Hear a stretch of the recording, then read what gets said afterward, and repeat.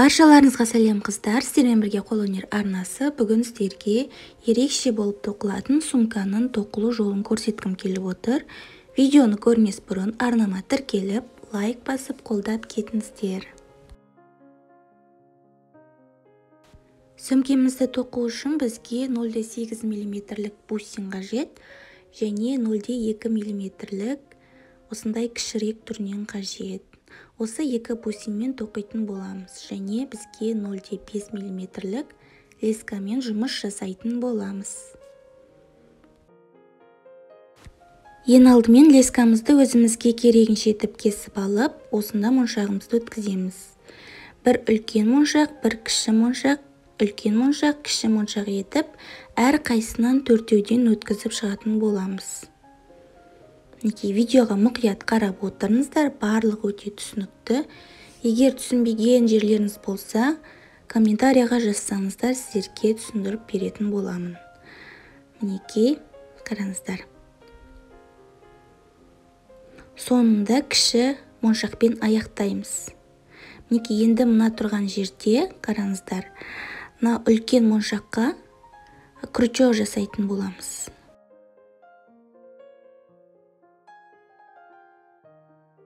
Крючок жасаймыз және осыны бір-біріне бекітетін боламыз. Мінекей.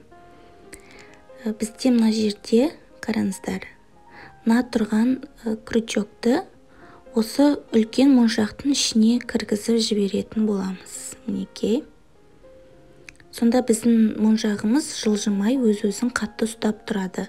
Енді осында кіші моншақ өткіземіз және бір үлкен моншақ өткіземіз. Мінекей, тағы бір кіші моншақ. Мінекей, бір жағына осылай кіші моншақ, үлкен моншақ, кіші моншақ өткіземіз. Және енді екінші жағына тағы да кіші моншақ, үлкен моншақ, тағы кіші және тағы үлкен моншақ өткіземіз.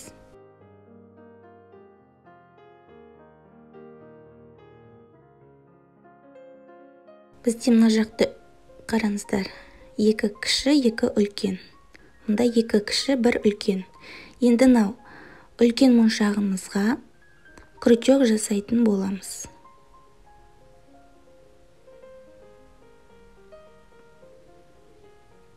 Тартамыз. Мына тұрған крючокты моншақтың ортасына қарай кіргізіп жібереміз. Мінекей. Бізде сонда осындай керемет дүние шығады. Енді тағы да мында кіші моншақ және үлкен тағы бір кіші моншақ өткіземіз. Екі кіші, бір үлкен.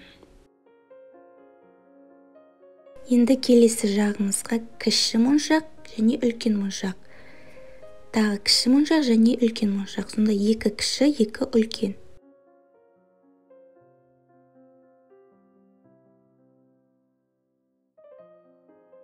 Мінекей, енді мына тұрған үлкен моншаққа крючок жасайтын боламыз.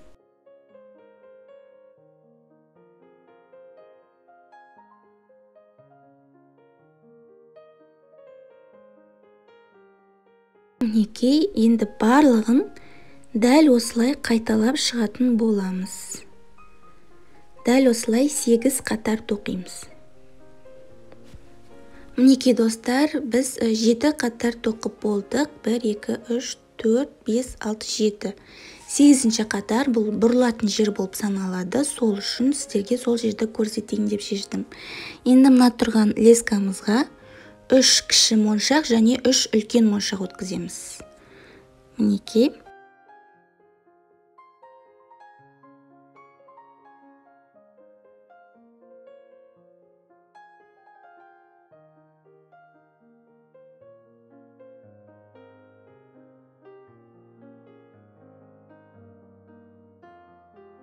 Өткізіп болдық. Енді қараңыздар, 3 кіші, 3 үлкен. Енді мына жерде тұрған лескамызға бір кіші моншақты өткіземіз.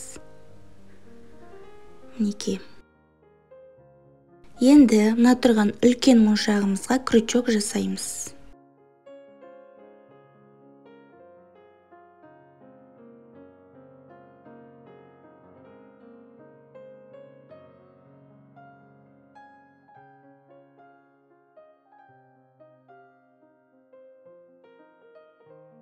мінекей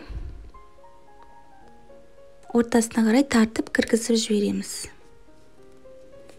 Мінекей 8 қатарды тоқып болдық. Енді осында келесі қатарға көшетін боламыз. Ол жерде де тура осындай мына тұрған лескамызға 3 кіші моншақ және 3 үлкен моншақ өткіземіз. Бұрылған кезде ғана 3 моншақтан өткіземіз, ал былай енді 2 моншақтан тоқимыз.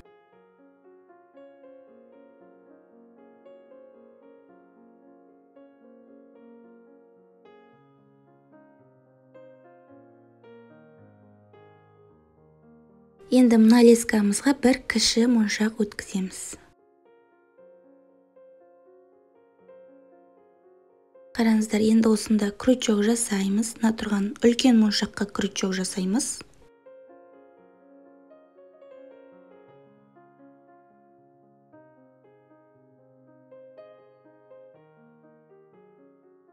Мінекей, қараңыздар, біз бұрылдық.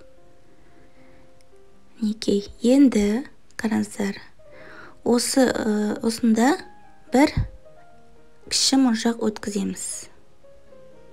Мінекей. Енді мына тұрған үлкен моншақтың ортасынан өткіземіз. Қараңыздар, сонда бізде мына жерде 4 кіші моншақ орналасты. Енді мында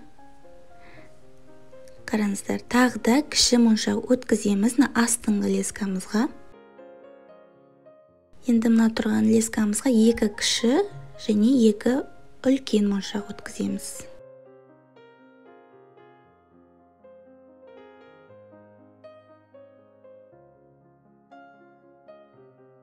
Және крючок жасап, моншағымызды бекітеміз. Қараңыздар. Енді мына жерде тағы да 1 моншақ өткіземіз, кіші моншақ. Мына тұрған астыңғы лескамызға каждый өткізген жерден 1 кіші моншақ өткізіп отыруды ұмытпаңыздар. Енді мына тұрған үлкен моншақтан өткіземіз. Мінекей, қараңыздар. Дәл осылай барлығын тоқып шығамыз. Мұнда енді 2 кіші және 2 үлкен моншақ өткіземіз.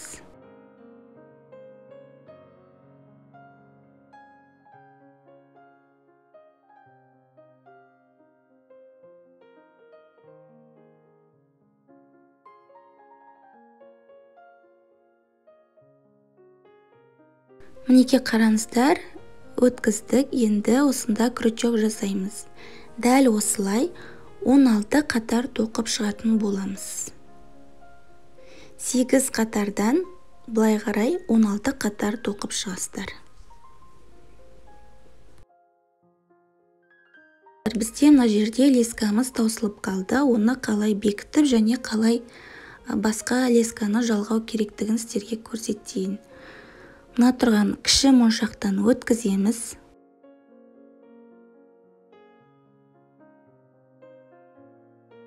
Мына жерде қараңыздар. Мына тұрған үлкен моншақтан өткіземіз. Айналдырып өткізіп шығасыздар. Мінекей, мына жақты да өткіземіз. Қараңыздар. Енді мына тұрған лескамызды мына тұрған кіші моншақтан өткіземіз. Қараңыздар.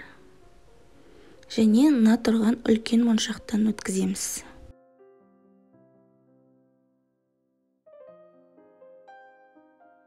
Енді қараңыздар, бізде мына жерде мына тұрған лескамызды осы лесканың үстіне қоямыз да, мына лескамызды қайтадан кері қарай өткіземіз. Мына тұрған шыққан моншақтан қайтадан кері өткіземіз және мына тұрған лесканы осында тартып аламыз. Сонда бізде крючок болады. Дәл осылай барлығын істеп шығасыздар. Мінекей, осы жібіміз таусылғанға дейін. Мінекей достар, қараңыздар, біз лескамызды бекітіп болдық. Енді оны қалай жалғаймыз? Қараңыздар. мына тұрған моншақтан лескамызды өткіземіз. Және енді мына жағына бір кіші моншақ өткіземіз. Және қараңыздар, мына тұрған үлкен моншақтан өткіземіз. Мінекей. Енді қараңыздар, дәл осылай ары қарай жалғастырып тоқи бересіздер. Мінекей достар, қараңыздар, біз 16 қатарда тоқып болдық. 1, 2, 3, 4, 5, 6, 7, 8, 9, 10, 11, 12, 13, 14, 15, 16. Мінекей енді қараңыздар, осыны осылай бүктейміз. Мына жерде 1, 2, 3, 4, 5, 6. 6 қатардан бөлеміз. Мына жоғарыда 3 қатар қалады сонда. Енді осыны шетін тоқитын боламыз. Мына тұрған үлкен моншақтан өткіземіз. Және жәнегі 2 кіші моншақтан өткіземіз. Және қасындағы мына тұрған үлкен моншақтан өткіземіз. Енді мұнда қараңыздар, мына тұрған 2 кіші моншақтан өткіземіз. Тағы да. Қараңыздар. Және жәніндегі үлкен моншақтан өткіземіз. Мінекей қараңыздар, мына арада барлық моншақтан өткіздік. Қараңыздар. Енді осында 2 лескамызға бір-бірден кіші моншақ өткізетін боламыз.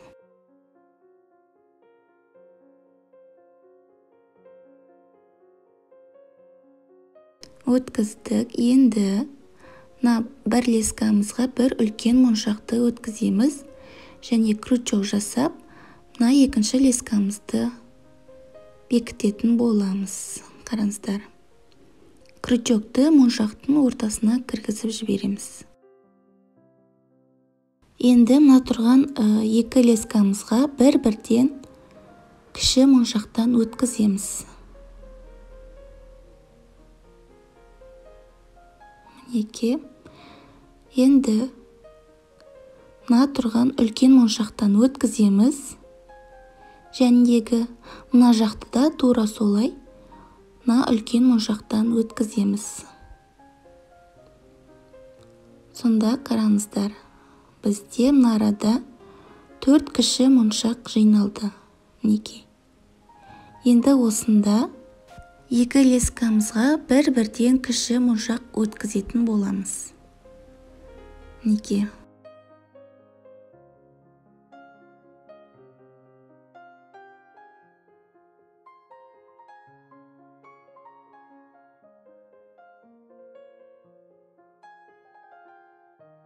Өткіздік. Енді бір үлкен моншақ өткізіп, крючок жасаймыз. Мінекей, дәл осылай барлығын ары қарай тоқи бересіздер. Қараңыздар. Енді нараға 2 лескамызға бір-бірден кіші моншақ өткізіп, барлығын дәл осылай жалғастырасыздар. Мінекей, мына жерде бізде қараңыздар. Ортада бір дәу моншақ, және мына шеттерінде 4 моншақтан тоқылып жатыр. Мінекей.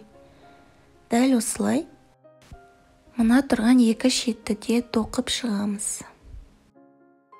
Мінекей достар, қараңыздар, біз сөмкемізді тоқып болып қалдық. Мінекей, 2 шетінде тоқыдық. Енді нарада қараңыздар, мен бір қатар жалғап жібердім, себебі былай жапқан кезде кішірек болып қалды. Енді біз сөмкеміздің алдына осындай жабатын істейтін боламыз. Ол үшін осыны үлкенде моншақты аламыз және бисерге арналған лескамен бекітетін боламыз. Өзімізге керегін шетіп кесіп алып, нарада қараңыздар, мына тұрған ортасындағы моншақтан өткіземіз. Астынан өткіземіз.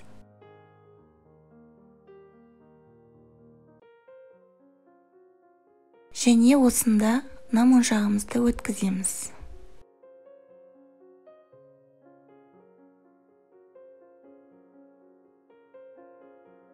Енді осыны қатты етіп бекітіп байлап шығатын боламыз.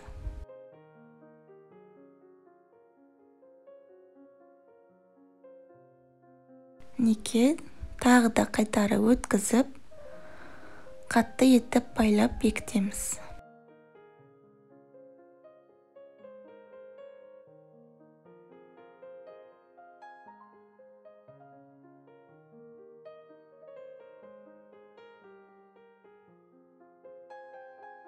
Мінекей достар, біз қатты етіп бекітіп болдық. Енді тағы да леска кесіп аламыз және мына тұрған алдына осындай ілетін жасайтын боламыз. Ол үшін мына лескамызды мына арада мына кіші екі моншақтан өткіземіз.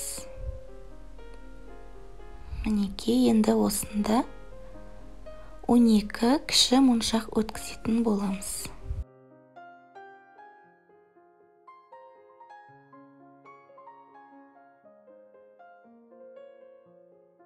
Міне өткізіп болдық. Енді осыны қатты етіп байлап шығамыз.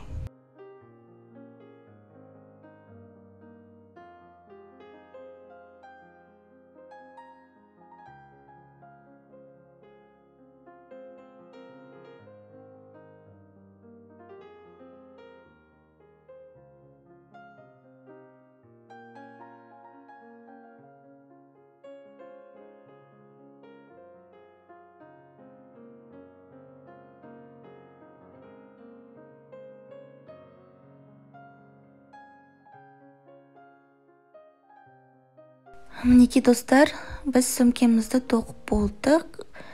Мына алдын осылай жауып қойсаңыздар болады. Енді біз осында асылатын ручкасын жасайтын боламыз. Мінекей лескамызды алып, осы сөмкамыздың шетіне орнататын боламыз. Мінекей мына тұрған моншақтан өткіземіз. Мінекей қараңыздар, өзімізге керек ұзындықта екі қабаттап лескамызды кесіп аламыз. Және екі басын бірдей қылып ұстап, осында бір кіші моншақ және бір үлкен моншақ өткізіп, барлығын осылай жасап шығамыз. Үлкен моншақ, кіші моншақ, осылай жалғастыра бересіздер.